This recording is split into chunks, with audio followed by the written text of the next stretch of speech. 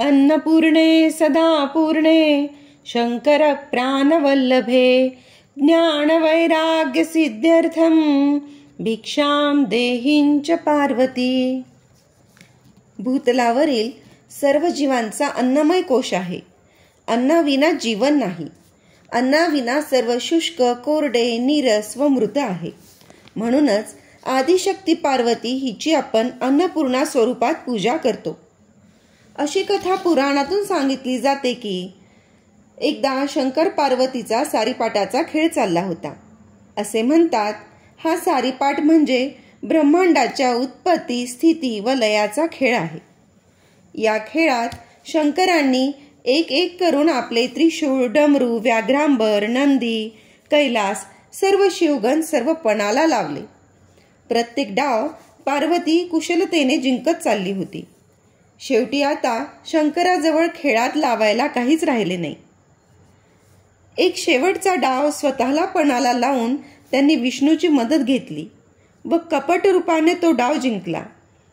हे जेव्हा पार्वतीला लक्षात आले तेव्हा तिने शंकराकडे विचारणा करताच ते म्हणाले, हे पार्वती, हा सर्व मायेचा खेळ आहे.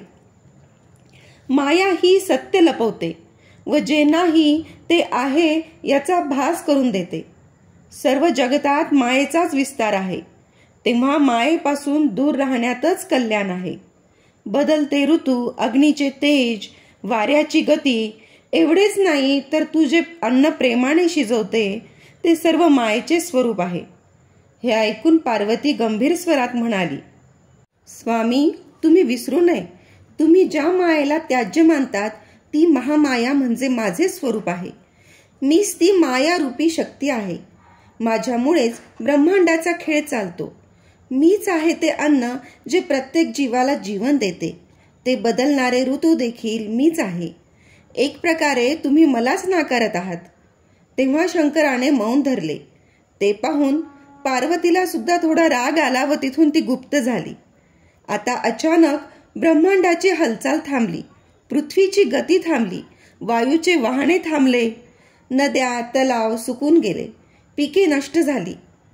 सर्वत्र त्राही त्राही अशी परिस्थिती निर्माण झाली. तेव्हा सर्व लोकांनी शंकराची आराधना केली. हा प्रश्न सोडवण्यासाठी शंकरांना स्वतःला भिक्षापात्र घेऊन पार्वतीकडे भिक्षा मागावी लागली. तेव्हा ही सर्व परिस्थिती पाहून पार्वतीचे मन द्रवले. स्वामींना माझे महत्त्व कळण्यासाठी मी माझ्याच तर लेकरांना त्रास दिला नाही ना. त्याचे तिला खूप वाईट वाटू लागले. ती करुणाघन आई काशी क्षेत्रास प्रगट झाली व तेथे अचानक पक्वान्नाचा सर्वत्र सुगंध दरवळू लागला. हातात भिक्षापात्र घेऊन ती अन्नपूर्णा तिथे प्रगट झाली. आता सर्वजण पोटभर जेवले व तृप्त झाले व देवीचे गुणगान गाऊ लागले. तेव्हा अन्नाचे महत्त्व शंकरासह सर्वांनाच कळाले. श्रोते हो, ती सर्वांना तृप्त करणारी निर्गुण, निराकार आदिशक्ती अन्नपूर्णा स्त्री रूप धारण करून भूतलावर अवतरली. आपल्या आजूबाजूला वावरणारी स्त्री हीच तर खरे अन्नपूर्णेचे रूप आहे. नवरात्रीचे 9 दिवस ज्या शक्तीचा आपण जागर करतो, पूजा करतो, ती शक्ती स्त्री रूपामध्ये बघायला मिळते.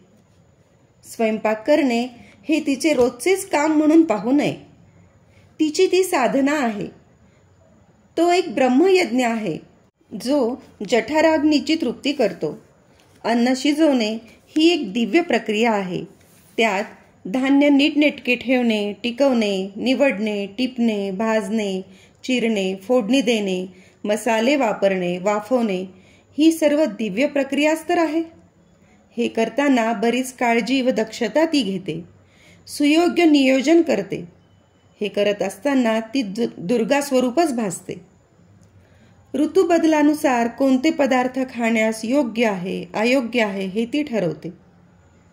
येथे सर्व ज्ञान, कौशल्य व अनुभव पणाला लावून ती त्या ठिकाणी सरस्वती रूपास भासते. स्वयंपाक बनवताना ती सात्विक विचारांनी नामस्मरण करत जे अन्न शिजवते ते फक्त अन्न नसून प्रसाद बनते.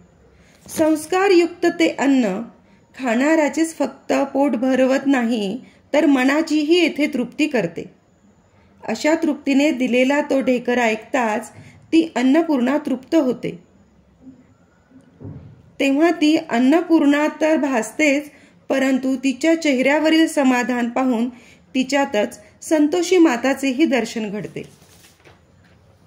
अशा सर्व घरातील स्त्री शक्तींवर त्या अन्नपूर्णेचा वरदहस्त कायम असो, हेच मागणे मागूया. बोला अन्नपूर्णा माता की जय. जय जगदंबा.